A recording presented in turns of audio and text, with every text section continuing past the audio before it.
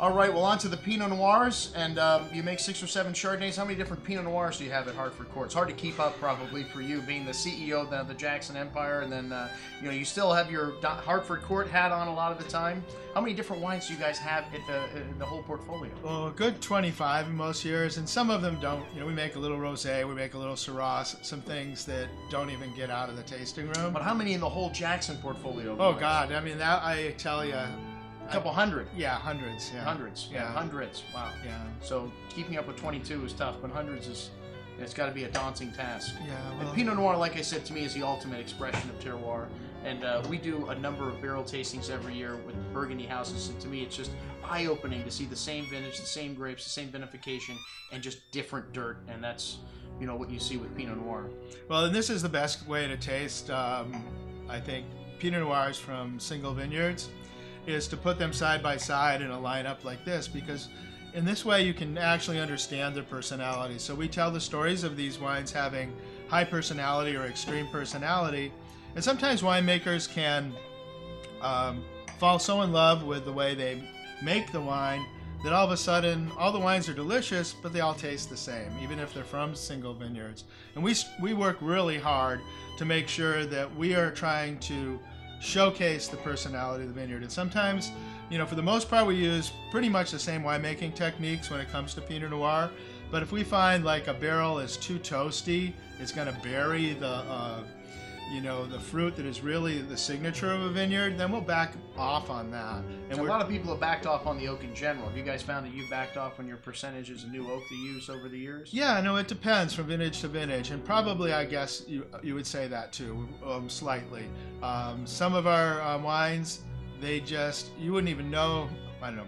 We use very, very expensive French oak barrels, very tight grain, and so some of our wines are 30% new French oak, and some of them go up to 60, 70% new French oak. And I think that for the most part, people will say these wines are imbalanced, and it's really unnoticeable, the difference between the 30% and the 60%. That's the important thing, yeah. To me, with Pinot Noir, you can't have a recipe every year do the same exact thing, because Mother Nature doesn't give you the same thing every year.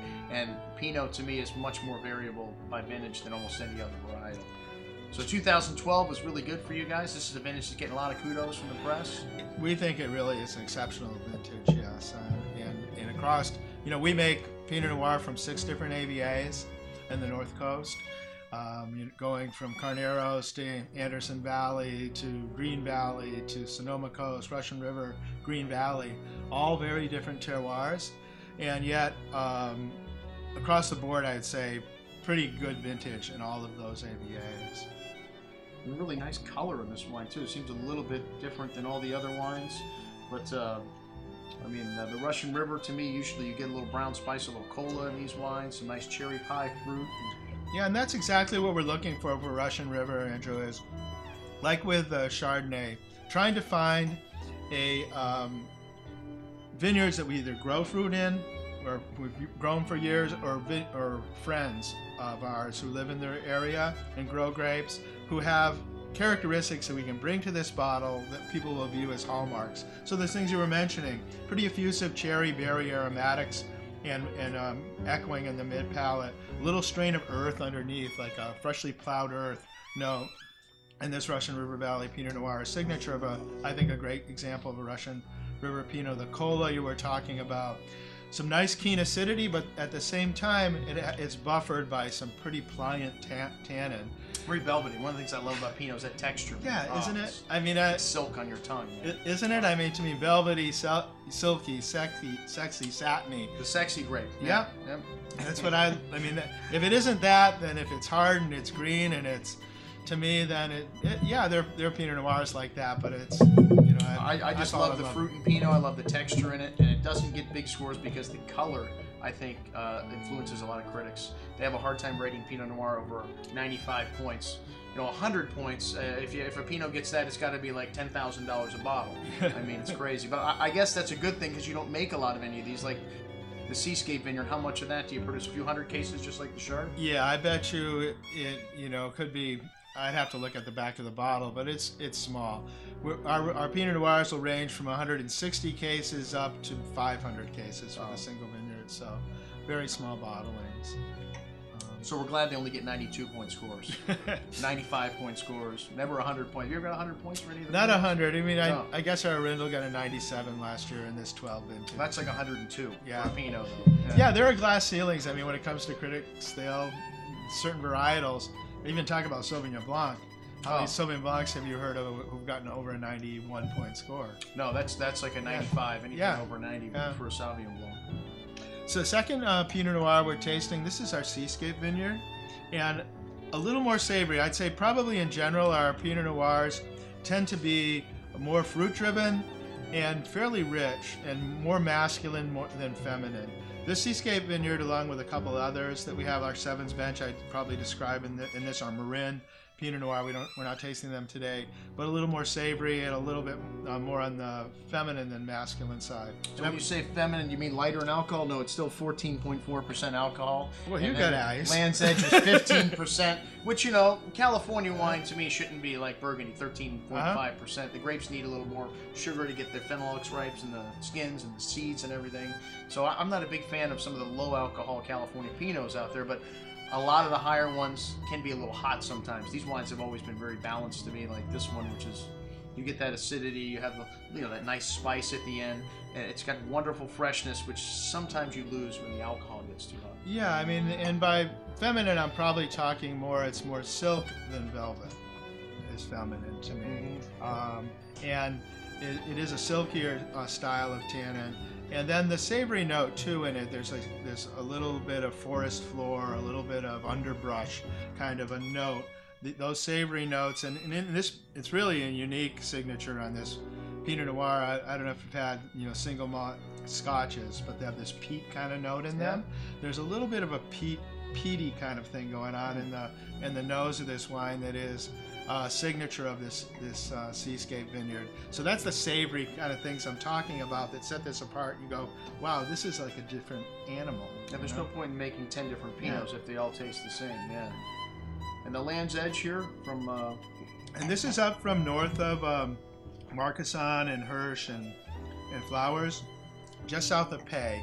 95% of this wine comes from another wine we'll taste today, the Far Coast. 5% comes from this Seascape Vineyard. So it is a small blend, but predominantly from that region. That's the Fort Ross Seaview, I mean. Yeah, just north of there. Yeah. So it wasn't included in it, but it is. It's almost a terroir of its own to some degree.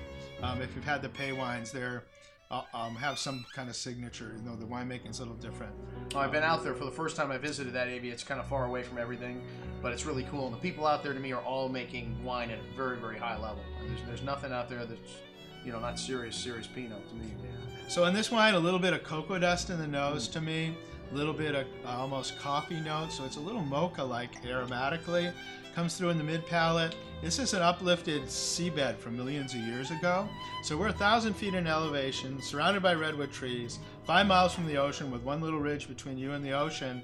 And you'll kick around in the vineyard and you'll find remnants of seashells and oyster shells. And I find a real fine grain to the tannin in this wine, a polish to it. And we'll find it again, I think, in the Far Coast Pinot Noir. But it's a signature of that place and the texture. I actually sold this wine to the White House, the 2005 vintage, I think.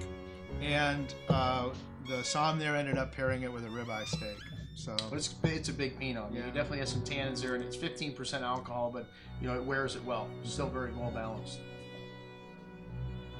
And this one is a new one for me. This one is really earthy. McLean's Block Pinot. Hartford Court? McLean's Block. So McLean's? It's got kind of a wild edge to it. The McLean's Block is named after my son McLean. He's a senior in high school. It was planted about when he was born, so it's about an 18-year-old vineyard, and it has. We bought a piece of property that was 150 acres of forest with a 15-acre apple orchard in the middle of it.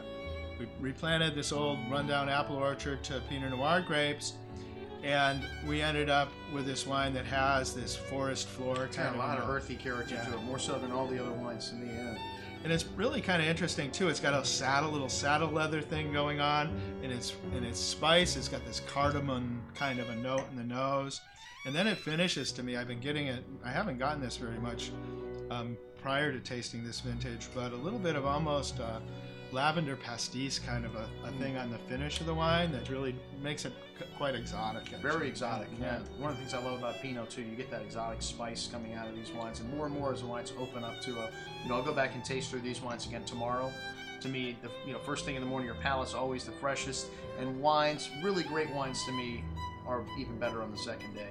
So, I mean, it's always an eye-opening experience to try the wines again on the next morning. So our last wine is our Far Coast Vineyard Pinot Noir, and this wine again is in the we tasted the Land's Edge, which is about 95% from this. So a lot of things I said about the Land's Edge are amped up a little bit more in this wine. Same cocoa dust, same kind of mocha note in the nose, but then it's a little bit broader in the mouth, a little bit more layer of texture, and just pretty big. Yeah, wow. This wine is it. We're talking about some wines that kick ass and take names. This is one of those. Awesome stuff. Well, Don, thank you very much for coming out to share the new releases with us here at WineWatch TV. And remember, folks, always drink the good stuff first.